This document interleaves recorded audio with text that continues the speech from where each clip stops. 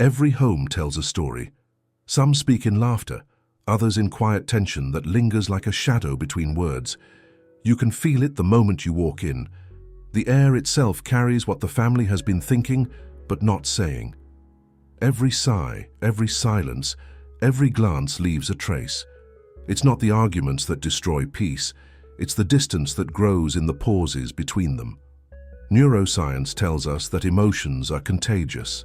When one person's nervous system becomes tense, others unconsciously synchronize to that state. A parent's anxiety can become a child's restlessness. A partner's resentment can echo as fatigue across the whole house. And before anyone notices, peace has been replaced by emotional noise, not through violence but through disconnection. But what if your family wasn't meant to be just a group of people sharing a roof? What if it was designed to be a living organism, one heart, many voices, moving in rhythm with a shared purpose? Every household has an emotional architecture, and the foundation isn't built with money or success, it's built with awareness. When you begin to see your home not as a place you live in, but as a reflection of your inner world, everything changes. Descartes once said, "To know what is true, we must first doubt what we have accepted as real."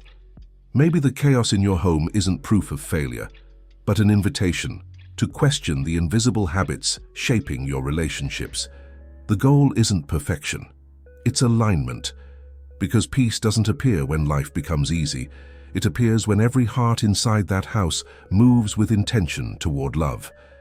The story of your family is still being written. You can either repeat the script you inherited or begin a new chapter built on clarity, emotional intelligence, and faith. What you are about to discover is not theory. It's transformation. The kind that begins in one heart and ends up reshaping the atmosphere of an entire home. The silence between voices.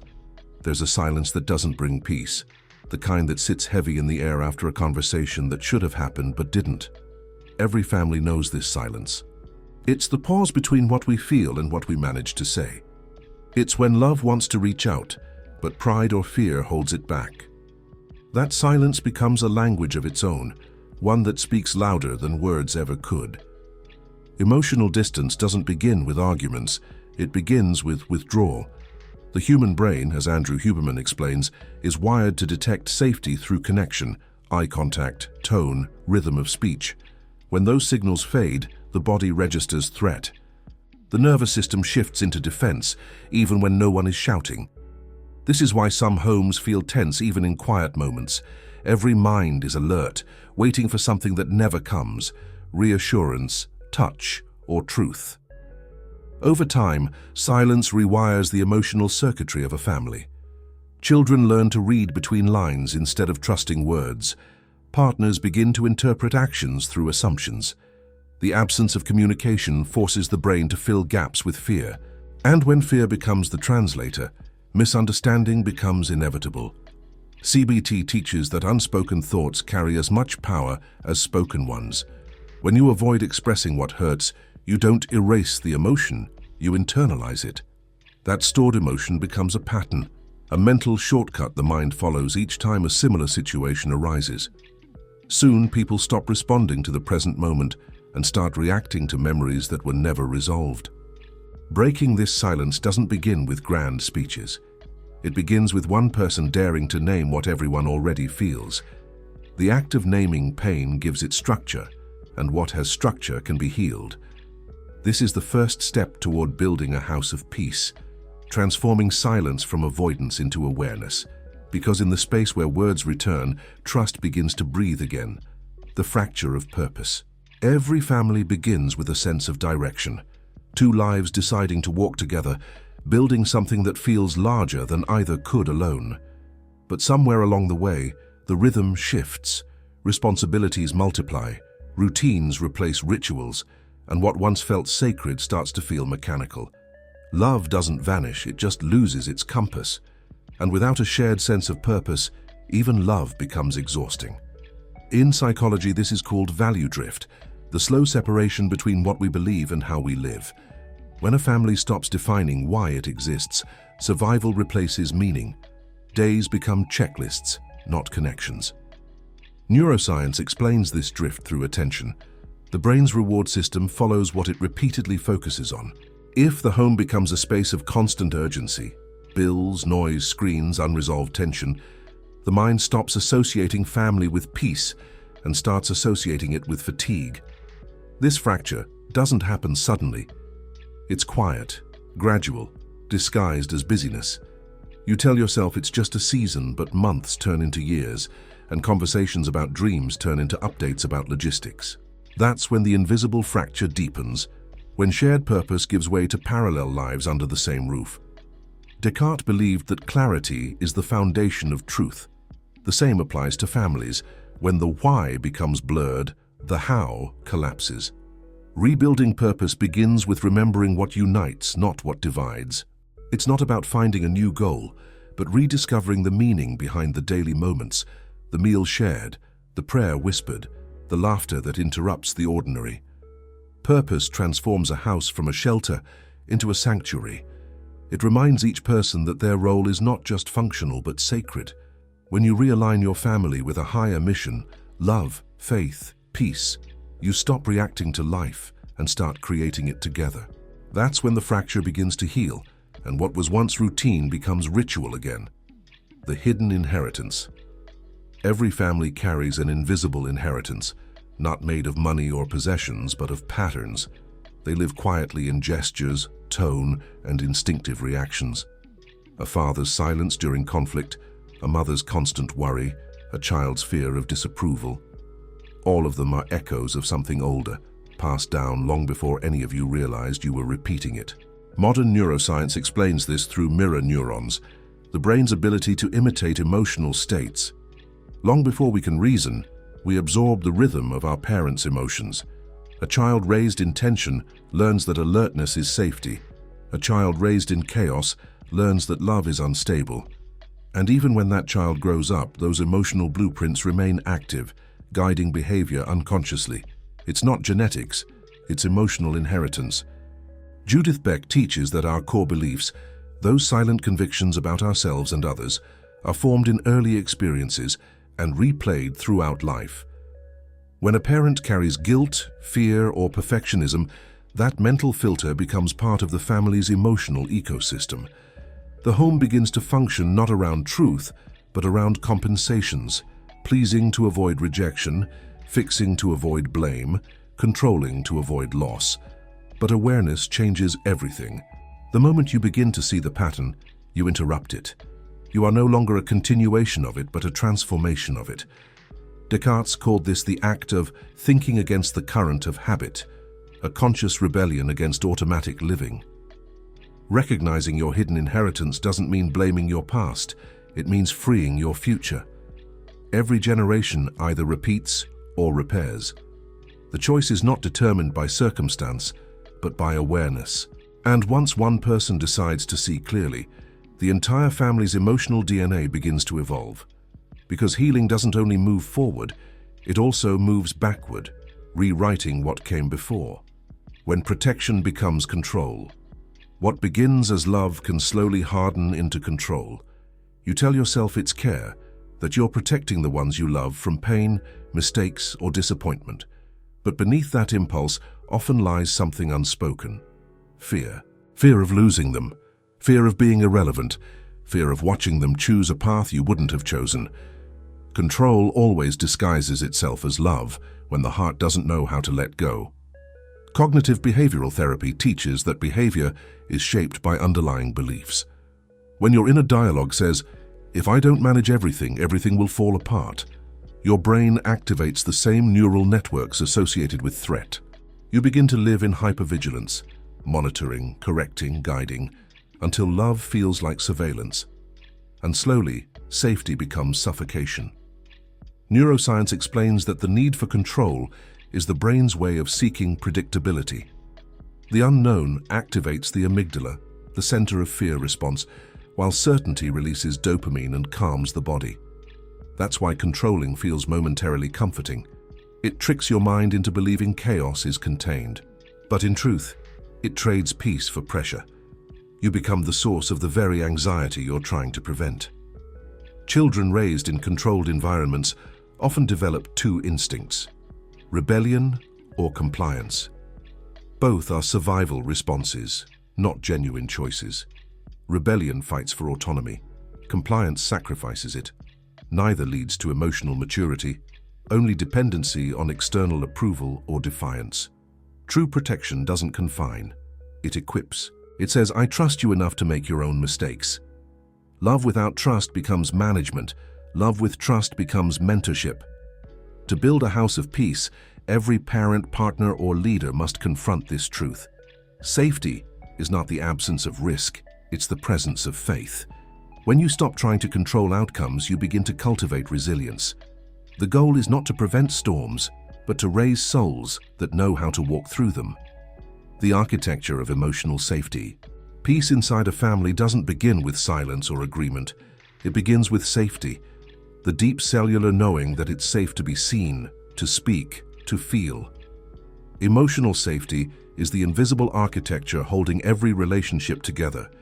Without it, even love collapses under the weight of fear. Neuroscience defines safety not as an idea, but as a physiological state. When you feel accepted, the vagus nerve signals the body to relax, lowering heart rate and calming the nervous system.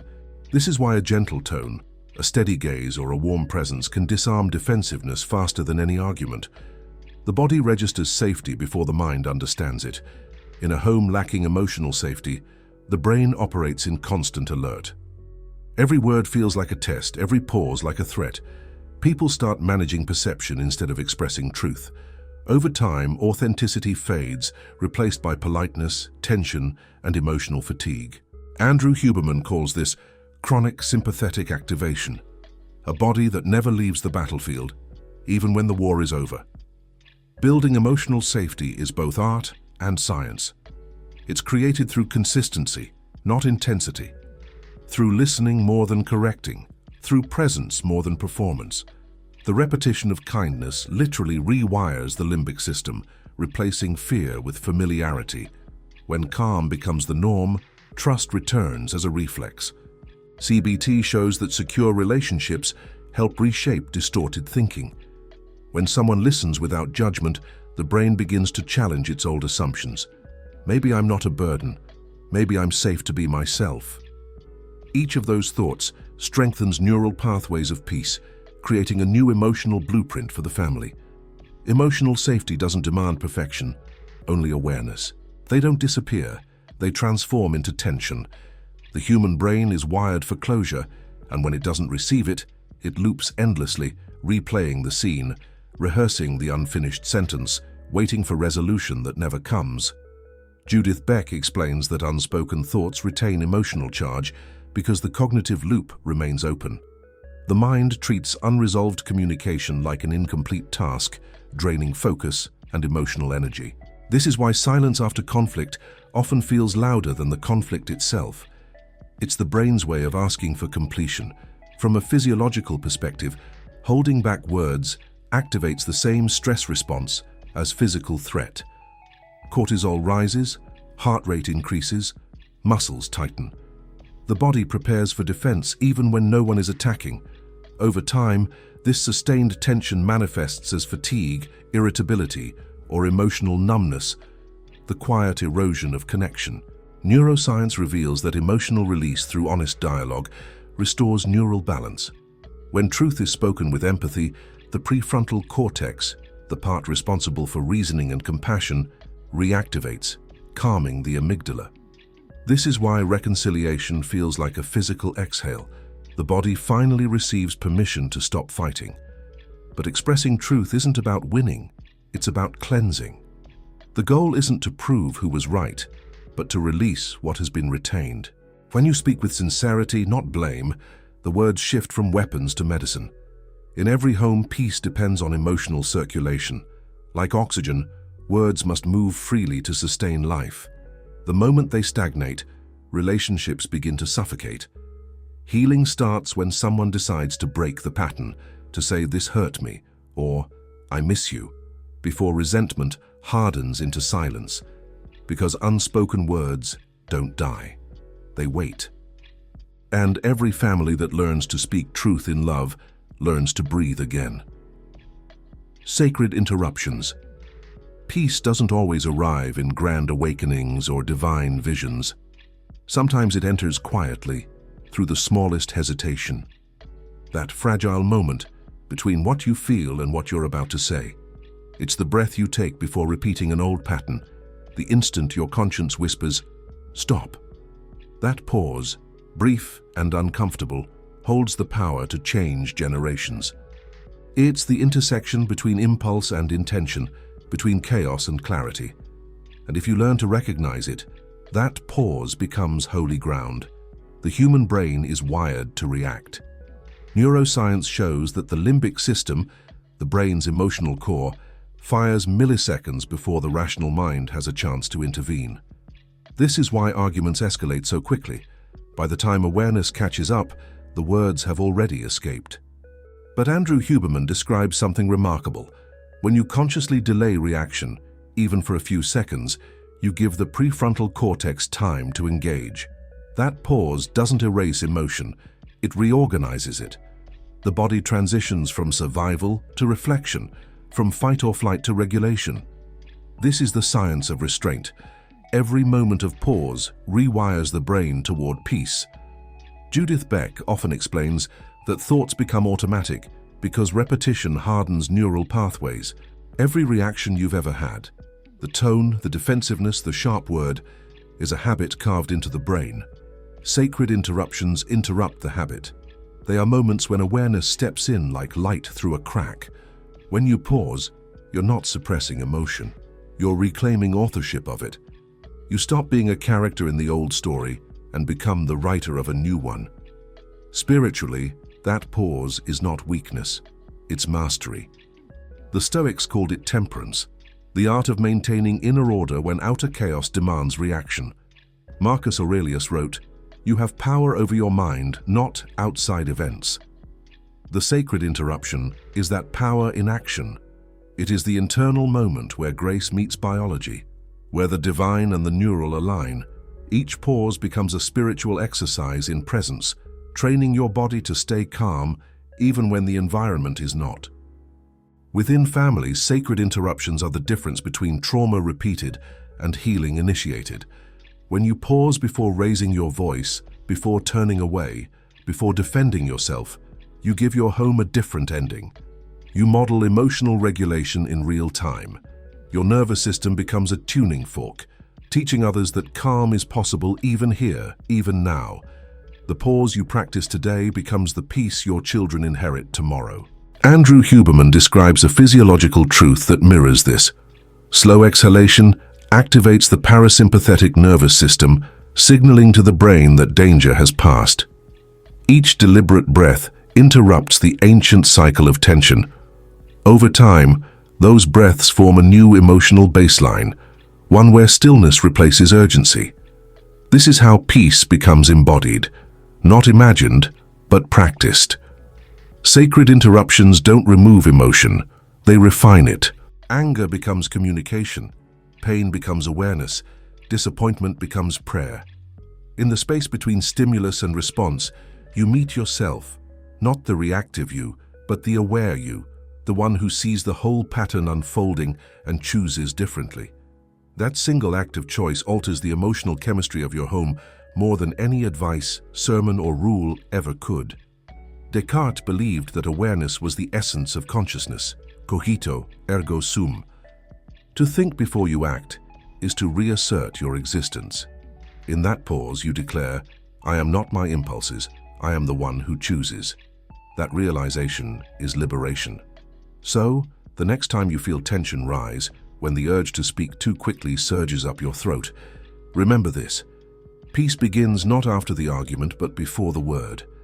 That small, trembling silence is where heaven enters the house. It is where the past can finally lose its grip and the future can take its first breath. Sacred interruptions are not the absence of movement. They are the conscious creation of direction. And in that direction lies everything your family has been longing for, the science of blessing. Every word we speak carries a frequency, a vibration that either builds or breaks, heals or hardens. Long before language was studied by linguists or measured by neuroscience, ancient wisdom already understood that words create worlds. The book of Proverbs says, "Life and death are in the power of the tongue." Today, science confirms what faith has always known. The brain and body respond to words as if they were physical experiences. This is why a gentle voice can lower blood pressure, and why harsh tones can ignite a defensive surge of adrenaline. Blessing, then, is not merely a religious ritual, it is biological truth wrapped in sacred language. Andrew Huberman's research reveals that sound waves from speech directly influence neural chemistry. When you speak words of gratitude or affirmation, your tone, pitch, and rhythm activate the auditory cortex and limbic system simultaneously. Dopamine and oxytocin rise, signaling safety and connection. The nervous system interprets blessing as security, recalibrating from threat toward trust. Conversely, criticism and contempt trigger cortisol release, the same chemical response found in physical threat. In a family, these exchanges accumulate.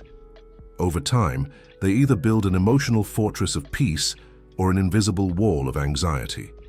Judith Beck teaches that thoughts repeated with emotion become beliefs. When families consistently exchange negative language, "You never listen," "You always fail," "You'll never change," those phrases solidify into identity. The mind stops treating them as opinions and begins accepting them as truth. Blessing reverses this process. When you say, "I believe in you," "You are enough," or "You are loved," you invite the mind to rewrite its own story.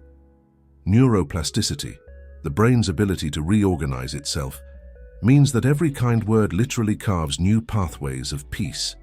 Each blessing, sincerely spoken, becomes a structural repair inside the brain. Spiritually, blessing is alignment.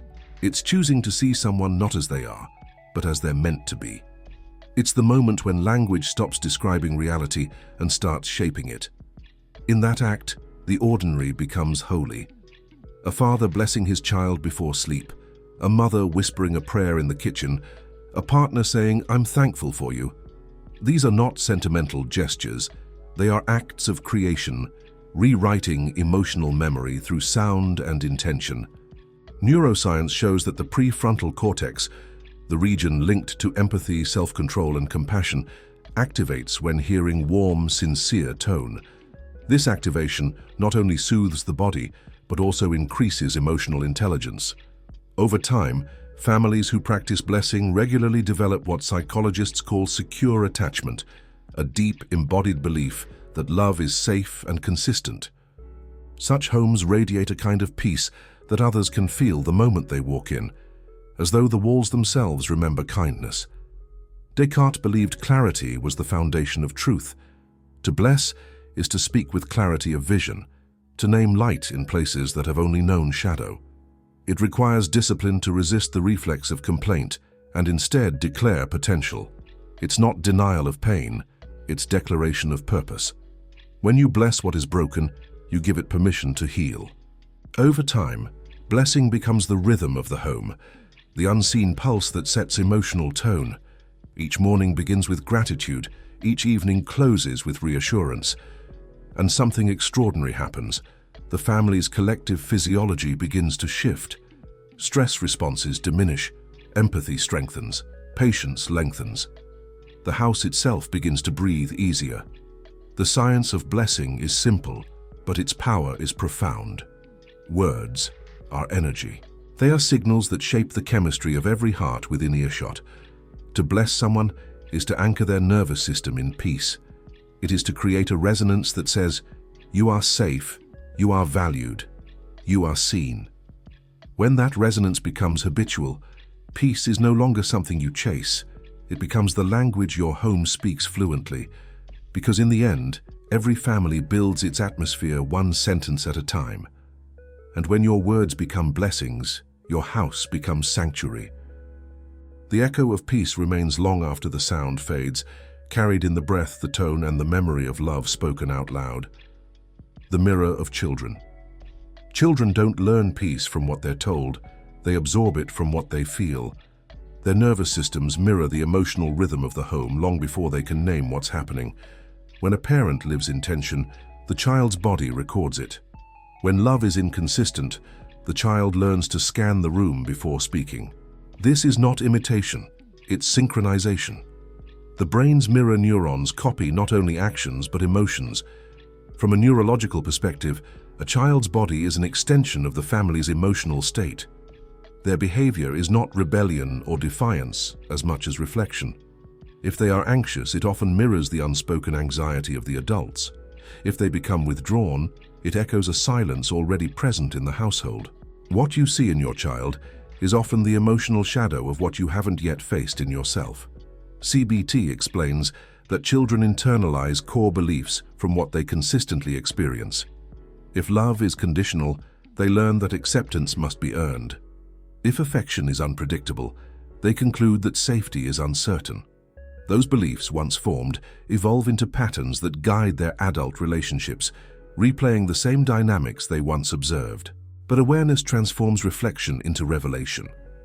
The moment you stop interpreting your child's behavior as defiance and start seeing it as communication, compassion awakens. Instead of punishment, you begin to offer presence. Instead of control, you model regulation. And when a child feels seen, the cycle breaks. Because validation is the first language of peace.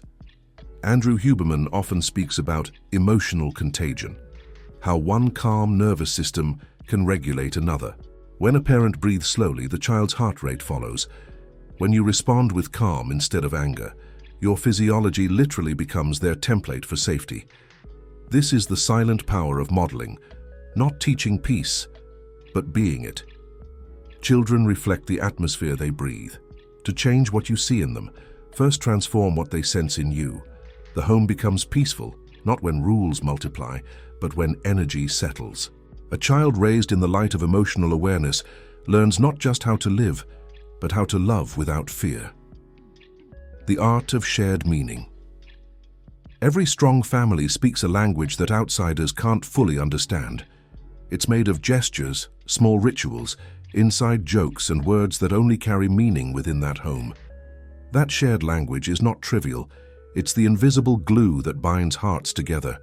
When a family loses its rituals, it slowly loses its sense of identity. Aristotle said that habit is the architecture of virtue. Neuroscience agrees. What you repeat becomes who you are. The same applies to families. The repeated acts of connection, the dinner conversations, the bedtime prayers, the Sunday walks, sculpt the neural patterns of belonging. When those moments vanish, the mind unconsciously searches for new meaning elsewhere. That's why homes without intentional rituals often fill with noise, distraction, and emotional fatigue. The family becomes a group of individuals managing chaos rather than sharing purpose. Creating shared meaning is not about perfection or performance, it's about rhythm. It's the repetition of simple actions that remind everyone, we are one. When you share a story about how you met, express gratitude before a meal, or create a nightly moment of calm, you're not just doing something sentimental. You're programming the family's emotional memory. The brain encodes those repetitions as safety and belonging. Judith Beck notes that shared values and habits act as cognitive anchors, stabilizing thought patterns under stress. When life gets difficult, these rituals remind the family of who they are beneath the pressure. They become an emotional compass, guiding behavior when clarity is lost. Shared meaning doesn't have to be grand. It can be laughter after a long day, a phrase whispered before leaving the house, or a tradition passed quietly between generations. Each act becomes a thread in the invisible tapestry of unity. In the absence of shared meaning, families drift. But when meaning is co-created, even ordinary life becomes sacred. The goal isn't to have a perfect family story. It's to write one together, every day, in the small, consistent gestures that remind you, this is home. Rewriting the family narrative. Every family carries a story that's been told so many times it feels like truth. We've always struggled. We don't talk about feelings. That's just how our family is. These phrases seem harmless, but they shape identity.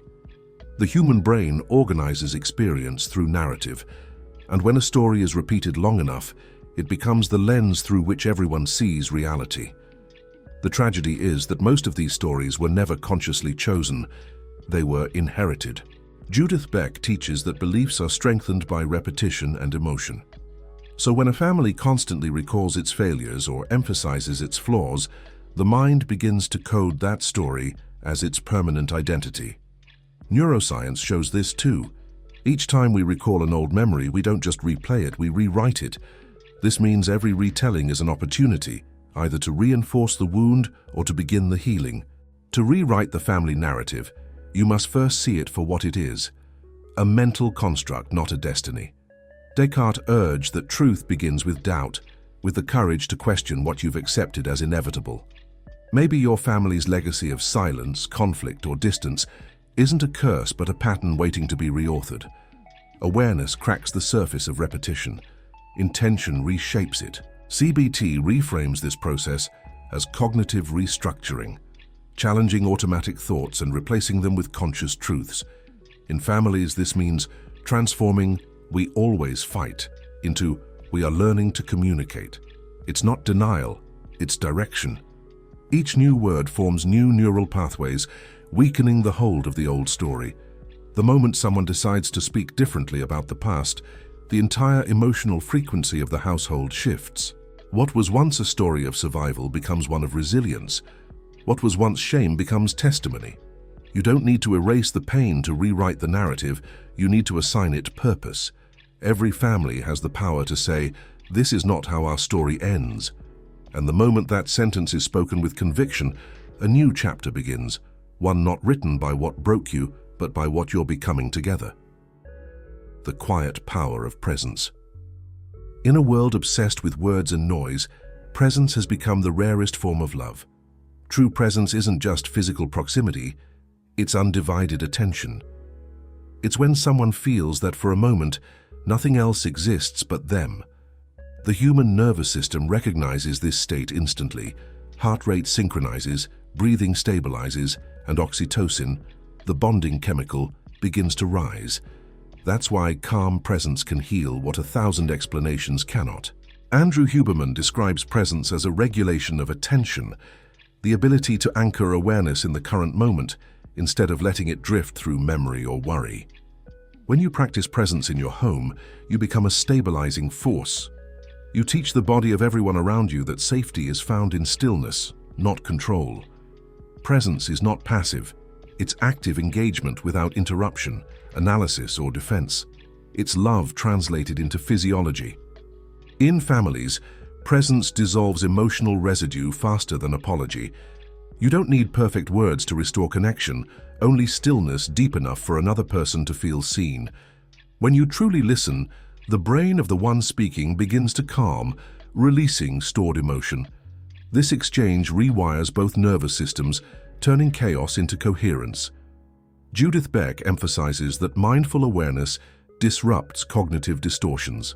When you stay present instead of reacting from old patterns, you create a space where truth can surface without fear. That space becomes sacred, a sanctuary where hearts unlearn defensiveness and rediscover trust.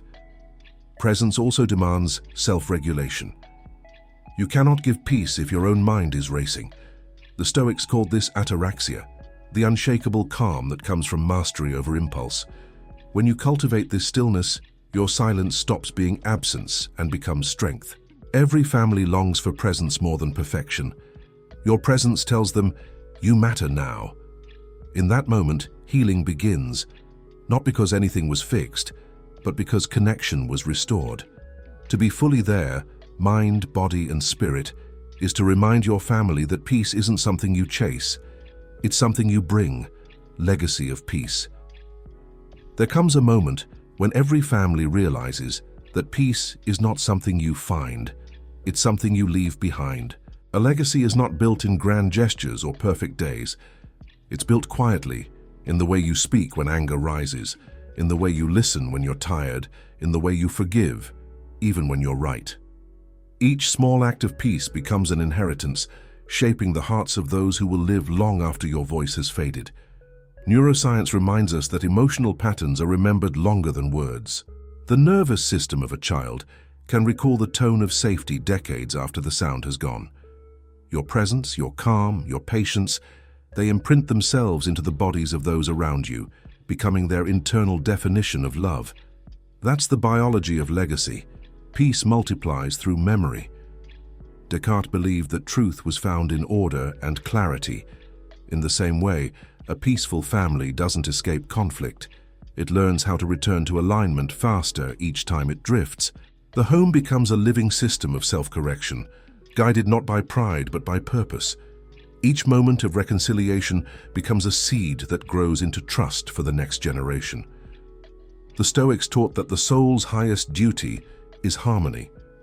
They understood that the measure of a life is not how loudly it spoke, but how quietly it healed. A peaceful family doesn't need to prove itself. Its strength lies in its serenity. Its presence calms rather than competes, teaches rather than controls, uplifts rather than demands. To build a house of peace is to create something eternal. It is to say, I will not pass on my wounds as inheritance. I will pass on my healing.